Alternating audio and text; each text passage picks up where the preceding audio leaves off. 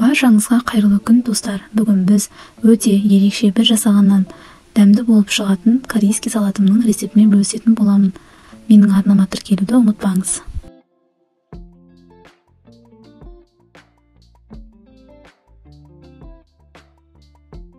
Ол үшін ең алдымен капусталарымызды дәл осы видеодағыдай үлкен етіп турап аламыз. Одан кейін ыдысымызға салып, капустамызды бір-бірінен ажырататын боламыз. Үстіне тұз қосып, тағы араластырамыз.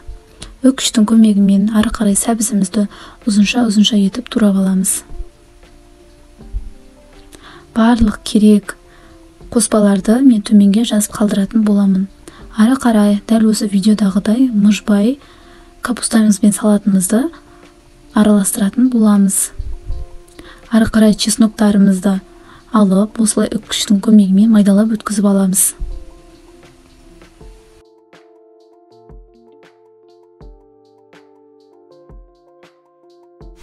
Ары қарай бізге барлық керек ингредиенттерді салатымыздың үстіне салып, табада қызып тұрған майды құямыз. Міндетті түрде қызып тұру қажет, сонда біздің салатымыз өте дәмді әрі керемет болып шығады.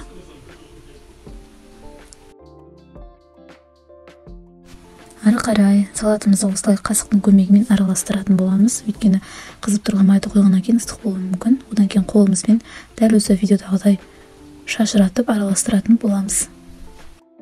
Салатымызды қатты мұжып араластырудың қажеті жоқ. Осы видеодағыдай шашыратып араластырамыз.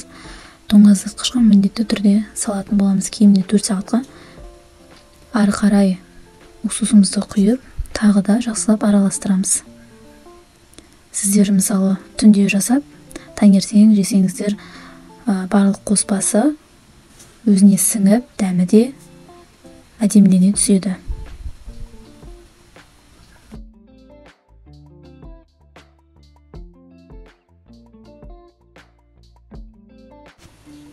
Салатымыз дайын болғаннан кейін дәл осы видеодағыдай бетін жауып, тоңазытқышқа салатын боламыз. Мінекей достар, дәмі ерекше бір жасағаннан шығатын корейский салатымыз дайын. Менің арнама тіркеліп, лайк басып, комментарий жазуды ұмытпаңыз. Алдағы уақытта көптеген видео рецепттермен бөлісетін боламын. Назар аударып қарағаныңызға рахмет.